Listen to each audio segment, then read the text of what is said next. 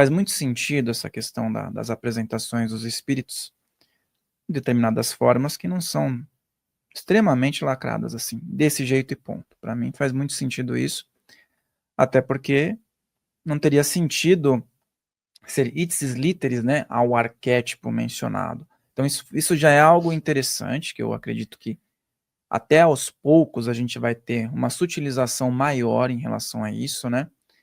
A segunda coisa é que quando você mergulha nesse processo da apometria e muitas vezes conversa com muitas pessoas, nós caímos nesse assunto karma, que é muitas vezes mal interpretado, né? E as pessoas acreditam que é algo doloroso, sofrido, obrigatório.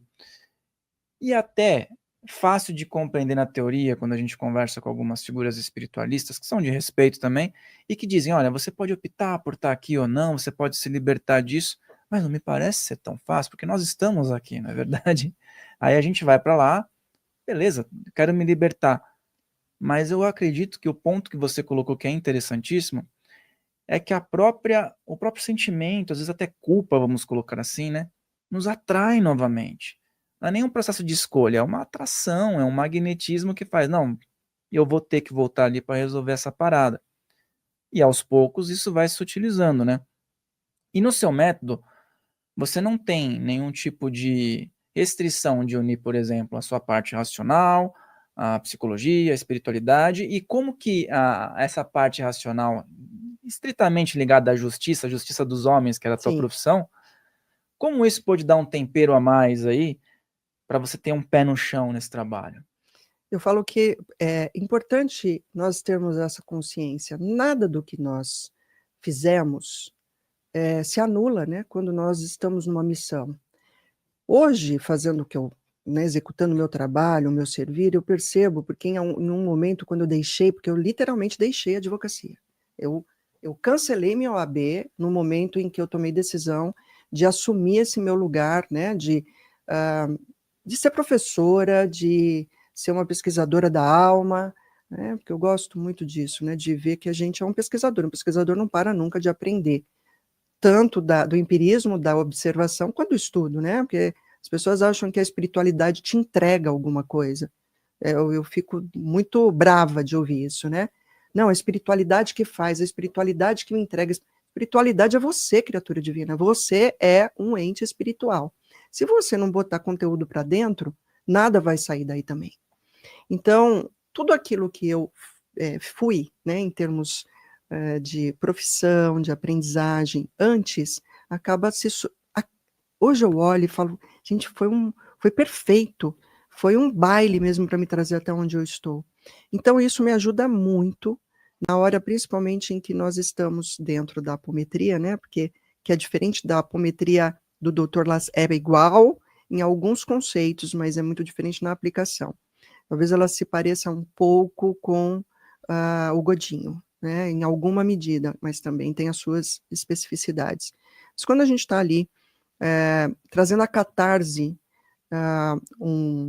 uma energia sua de vida passada que precisa trazer à tona aquela repetição de comportamento que ela está prisioneira numa memória antiga, o diálogo com ela é muito importante. Então, todo esse meu conhecimento, esse meu lado racional, que consegue entender por que o pensamento daquela alma está levando para aquele lugar, sem julgar. Eu acho que isso foi meu maior presente.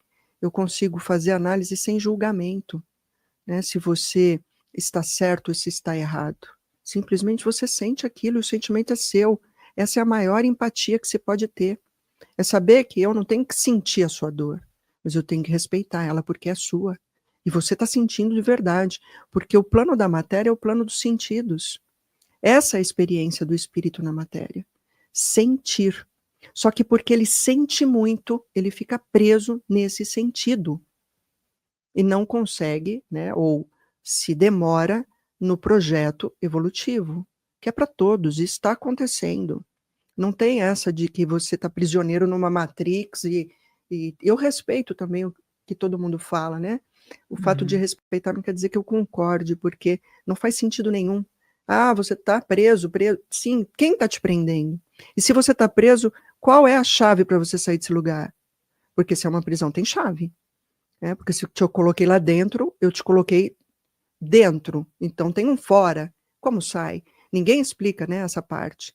Os outros, e isso facilita muito um lugar de falta de autorresponsabilidade. Facilita muito um lugar de tem um culpado pela minha dor e vai vir um salvador para me salvar. E eu, quem sou nessa história? Ninguém? Eu não tenho, então, liberdade de escolha, nada? Não, não tem. Não, isso não é uma verdade. Isso é um afastamento da verdade.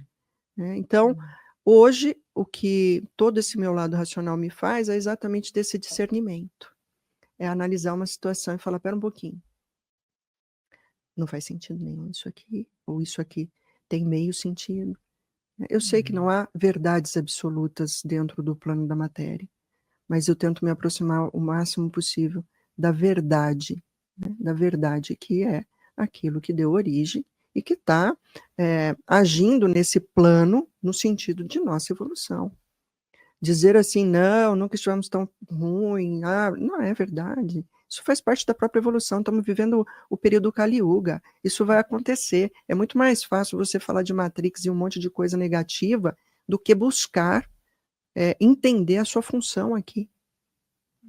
Sabe, eu tenho nós temos a grata oportunidade de conversar dentro desse sistema de dimensões com o Tesla, a alma de Tesla, né, desencarnado, a alma dele, né, num plano que a gente chama das bibliotecas cósmicas, né, porque tudo aquilo que nós já fomos de muito útil, de muito importante, que nós deixamos de importante para a humanidade, onde se baseiam ainda os estudos, ou seja, essa biblioteca do mundo das ideias, ela existe.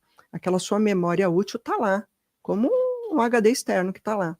Você não é mais aquilo, mas aquilo também te compõe. Você é quem você é hoje. Esse, o Fael é. Só que o Fael é um monte de conteúdos do que ele já foi também. E muitos desses, né, deve ter deixado legados incríveis aí para a humanidade. Alguns se recordam, outros ainda não. Por quê? Essa é ainda a pergunta que eu me faço. Mas o fato é que essa memória útil está disponível, tanto que você pode acessá-la, às vezes numa concentração de um matemático, vem aquela memória que te soma em compreensão e entendimento para desenvolver o que você vai fazer ali de disruptivo a partir de algo que já existe. E essas consciências, assim como os espíritos, e eu falei de Vó Maria, falei de Porteira e tantos outros, que os caboclos, cada um vai dar o nome que quiser, porque são arquetípicos para demonstrar a sua faixa de frequência, e não para determinar, não é determinista. Mas isso como uma energia, também se comunica como energia.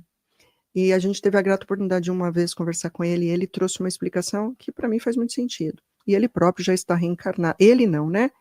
Não reencarna a própria pessoa, reencarna uma nova hipótese para poder resolver e solver as questões relacionadas aos sentimentos. Você não reencarna para outra razão. Você não reencarna para, eu vou lá continuar sendo Tesla. Não, você não volta a ser no mesmo. Mas ele, enquanto aquilo que ele precisa solver, já está reencarnado. Mas essa memória Tesla um dia veio nos contar, né, exatamente isso. Ele fala assim, aqui da onde a gente observa, como olho do observador, a gente sabe exatamente aqueles que vão conseguir dar o salto quântico, ou seja, sair para um nível de evolução, né, um passo a mais, e os que vão continuar ainda de forma errática, né, na integral. Que a vida nada mais, ele explica exatamente isso, a vida nada mais é do que uma função integral. Então, né, ele desenhou assim o gráfico, função N, né, o todo, e você está aqui na função X, né, pequenininho aqui, nessa régua. E aí, qual que seria a forma natural de você se integrar? Você saiu daqui do ponto zero, né, nessa linha de tempo, e foi ao encontro, se integrar com a função X grandão ali, né? Só que o ser humano não faz assim, a humanidade não faz assim, porque senão também não teria porquê a existência, porque você veio aqui para adquirir conhecimentos. Então você fica aqui, né, nessa linha, aí você desce, sobe mais um pouquinho, desce pra caramba, volta, e fica nessa erraticidade para encontrar o caminho dessa curva ascendente. Mas ela é inevitável, num dado momento, Você vai. Pode ser que, inclusive, aconteça alguma coisa nesse caminho que te leve a um salto quântico. E esse salto quântico não é só sobre você, eu vou sair da Terra, vou sair da Matrix, vou sair. Não, você não vai sair de lugar nenhum. Você vai se elevar em frequência. Quanto mais você consegue ter essa consciência de que você está aqui para desenvolver o bom, o belo, o justo, né, o amor na sua essência, mas você se eleva em frequência. Quando você se eleva, tudo que está nessa frequência é possível de ser visto por você, pelos olhos que tudo vem, o olho do observador. E aí você consegue observar aos demais, a todos os outros seres vivos, que não é só o humano, com puro amor, com pura empatia. E aí você passa a servir, né? O Dharma. Você passa a ser Dharma. Que o Dharma nada mais é do que você cumprir esta função de servir aquilo que você já aprendeu a todos, de você conseguir ser amor, não, né, não um amor romântico, mas o amor que educa mesmo, mas nas suas ações, não naquilo que você fala, porque o que você fala vai ser exatamente igual à sua ação. Né? Uma coisa não vai mais se dissociar da outra. E você passa a servir como tudo está te servindo eternamente. Porque esse planeta que todo mundo reclama que é uma prisão, é muito fácil falar isso sem prestar atenção que você é o planeta. Você é a água, você é a terra, você é o fogo, você é o éter. Você veio nesse planeta para se olhar e está sendo servido por ele, porque a água te serve sem pedir nada, o sol, o ar, você se serve e abusa até desse serviço da natureza. O que você está devolvendo? Você não é capaz de devolver nada para essa natureza, sequer para o próximo, a você ou outro ser humano. Esse é o Dharma.